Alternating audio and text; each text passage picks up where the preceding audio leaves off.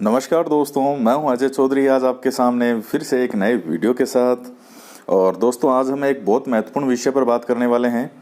देखिए, भारतीय संविधान में मूल कर्तव्य वो महत्वपूर्ण टॉपिक है जिसमें से हर एग्जाम में, किसी भी एग्जाम में इसका क्वेश्चन पूछा जा सकता है और पूछा भी जाता है। क्वेश्चन मुख्यतः क्या आता है कि 11 मूल कर्तव्य हैं, तो इनमें से कौन सा मूल कर्तव्य नहीं है। 4 ऑप्शन में 3 ऑप्शन में वो मूल कर्तव्य दे देगा और एक ऑप्शन में कोई भी दूसरा अपनी ओर से नया जोड़ के दे देगा। तो इन मूल कर्तव्यों को आपको याद कैसे करना है, सभी 11 मूल कर्तव्यों को, वो इतनी आसान ट्रिक है। एक दो बार आप उसको अच्छे से, इस वीडियो को पूरा को अच्छे सुनिएगा, आप जीवन में कभी मूल कर्तव्य नहीं भूलेंगे। तो शुरू से लास्ट तक पूरे वीडियो को ध्यान से देखिएगा। वीडियो को लाइक जरूर करें, ज़्यादा से ज़्यादा शेयर करें। देखिए दोस्तों, एक चीज़ तो मूल कर्तव्य के बारे में है कि ये कौन से भाग में है। तो इस संविधान के भाग 4 क के अंदर है और आर्टिकल कौन सा है, 51 क। शुरू में मूल कर्तव्य नहीं थे जब संविधान बना था। 42वें संविधान संशोधन के द्वारा 10 मूल कर्तव्य जोड़े गए और 86 यानी 86वां संविधान संशोधन के द्वारा 11वां मूल कर्तव्य भी जोड़ा गया। तो ये चीज़ आप ध्यान में रखें। अब हम शुरुआत करते हैं। मूल कर्तव्य, सबसे पहला मूल कर्तव्य क्या है कि संविधान का पालन करें और उसके आदर्शों, संस्थाओं, राष्ट्र ध्वज और राष्ट्रगान का आदर करें। आपको याद कैसे करना है, ABCD तो सबको आती है, ABCD EFGHI JKLMN। तो ABCD के माध्यम से ही हम इसको याद करेंगे। लाइन वाइज चलना है हमें। सबसे पहले ए से आपको याद रखना है एंथम। जो ही ए नाम आए, ए का मतलब एंथम, और एंथम का मतलब क्या होता है, गान, यानी राष्ट्रगान। जो ही राष्ट्रगान याद आ जाएगा तो राष्ट्रगान के साथ आप राष्ट्र ध्वज है। और यही सबसे महत्वपूर्ण इसमें पॉइंट यही है कि संविधान का पालन करें, आदर्शों, संस्थाओं, राष्ट्र ध्वज और राष्ट्रगान का आदर करें। सबसे मेन पूछने वाली बात इसमें यही होती है। तो ए से एंथम हो गया, यानी एंथम से मतलब गान, यानी राष्ट्रगान, और राष्ट्रगान के साथ आप राष्ट्र ध्वज को भी याद रखें। दूसरा क्या है, बी। ए के बाद में बी आता है ABCD में। बी से आपको याद रखना है भगत सिंह। अब भगत सिंह को आप याद कीजिएगा किस चीज़ के लिए हम जानते हैं, राष्ट्रीय आंदोलन में उनका जो योगदान था, बलिदान था। और यही देखिए बी में क्या लिखा हुआ है, इसमें ख में क्या है, दूसरा, स्वतंत्रता के लिए हमारे राष्ट्रीय आंदोलन को प्रेरित करने वाले उच्च आदर्शों को हृदय में संजोए रखें और उनका पालन करें। मेन लाइन इसमें है, राष्ट्रीय आंदोलन को प्रेरित करने वाले उच्च आदर्शों को हृदय में संजोए रखना और उनका पालन करना। तो बी से आप भगत सिंह याद रखें, और जो ही भगत सिंह आपको याद आएगा, राष्ट्रीय आंदोलन, ये याद आते ही आप इसको क्लियर कर देंगे। सी से आपको याद करना है सोवर्निटी। हालांकि सोवर्निटी की स्पेलिंग है वो एस से शुरू होती है, लेकिन यहाँ आप सी से ही करना, आपको याद रख लेना है सोवर्निटी। और सोवर्निटी का मतलब क्या होता है, संप्रभुता। सोवर्निटी का हिंदी में ट्रांसलेशन होता है संप्रभुता। तो जो ही प्रभुता शब्द आएगा, प्रभुता से एकता और अखंडता, ये भी आपको साथ में ध्यान रखना है कि भारत की प्रभुता, एकता और अखंडता की रक्षा करें और उसे अक्षुण्ण रखें। अक्षुण्ण का मतलब होता है निरंतर, कंटिन्यू उसको बनाए रखें। तो सी से हो गया सोवर्निटी। सोवर्निटी आती है एकता और अखंडता। नेक्स्ट उसके बाद में आपको ABCD में क्या आता है, सी के बाद क्या आता है, डी से आपको याद रखना है डिफेंस। डिफेंस का मतलब होता है रक्षा। अब यहाँ देख लीजिए लाइन क्या है, रक्षा से मतलब डी से डिफेंस। डिफेंस किसकी रक्षा, देश की रक्षा, यही है मेन लाइन इसमें।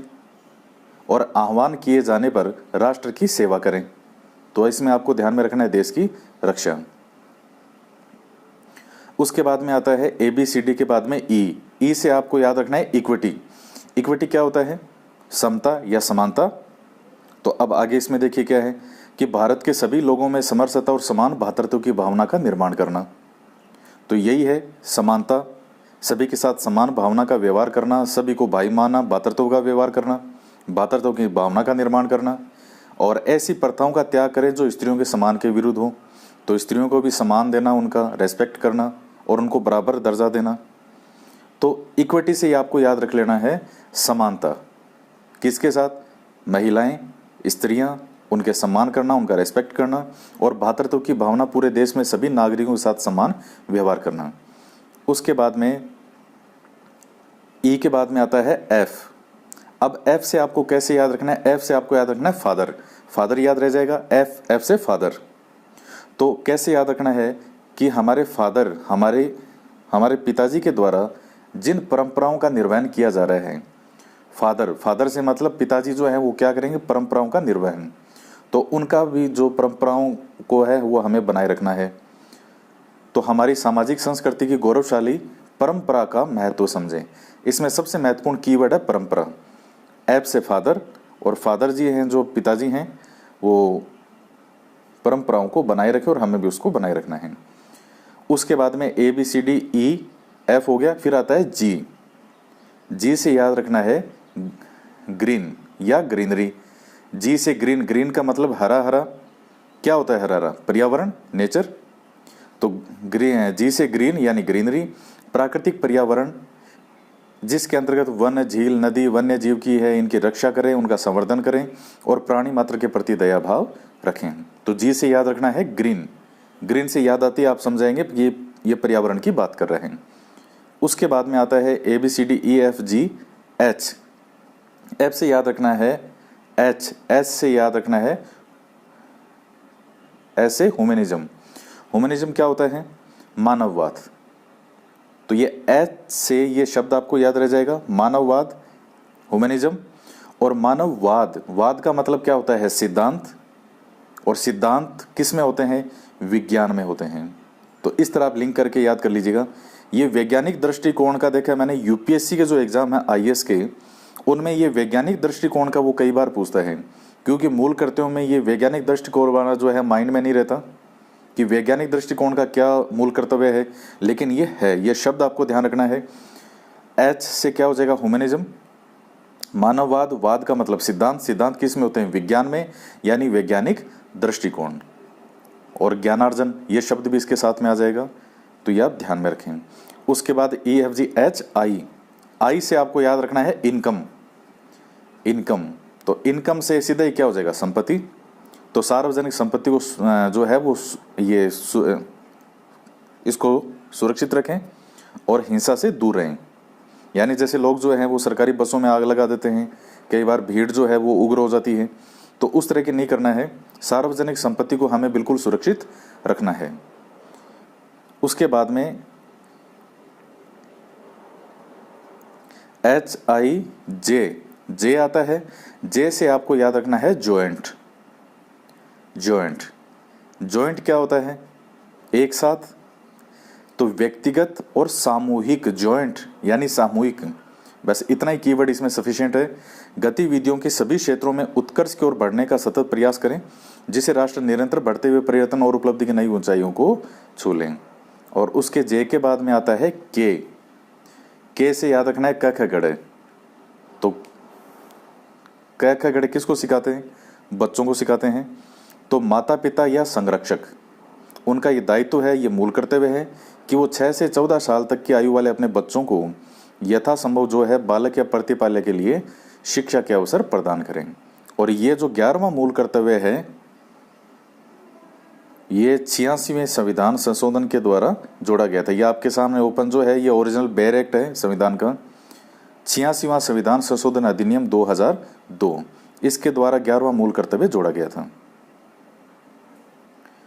तो दोस्तों एक बार फिर से इसको मैं रिपीट कर रहा हूँ, रिवीजन कर रहा हूँ, देख लीजिएगा।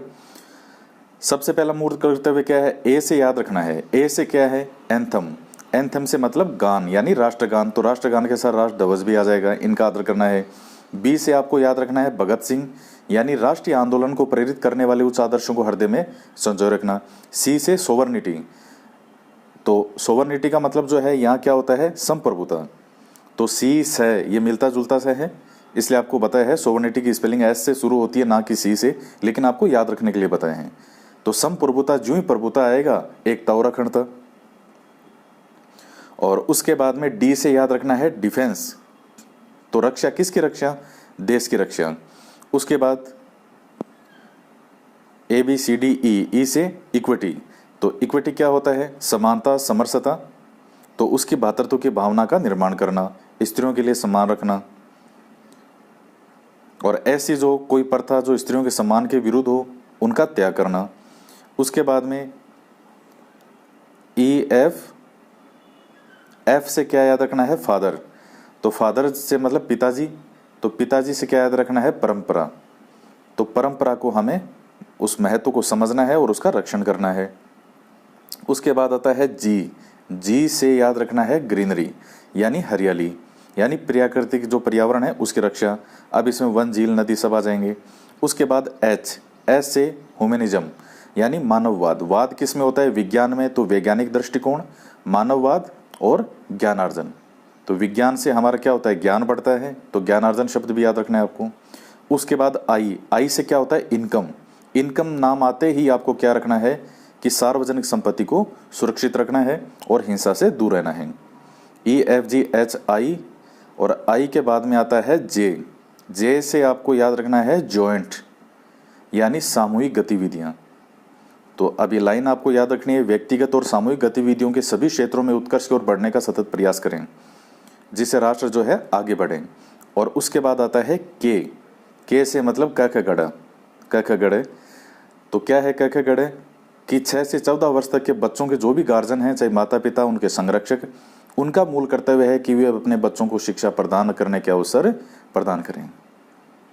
तो अब मुझे नहीं लगता कि आपको इसमें कभी जिंदगी में दिक्कत आएगी। 3, 4, 5 बार इन मूल कर्तव्यों को आप पढ़ें। ये बिल्कुल जो मूल बैरेक्ट है वही आपके सामने रखा है मैंने। संविधान में एज इट इज यही लाइनें लिखी हुई है, एक एक शब्द।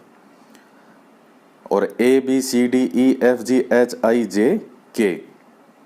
बस ये ABCD के हिसाब से आपको चलना है, आपको बिल्कुल सटीक याद हो जाएगा। अब आपसे एक क्वेश्चन पूछ रहे हैं, आपको उसका जवाब बताना है, लिख के बताना है कमेंट में कि भारतीय संविधान में कुल कितने आर्टिकल हैं, यानी भारतीय संविधान में कुल कितने अनुच्छेद हैं। तो आपको इसका जवाब देना है। और आज की वीडियो में इतना ही।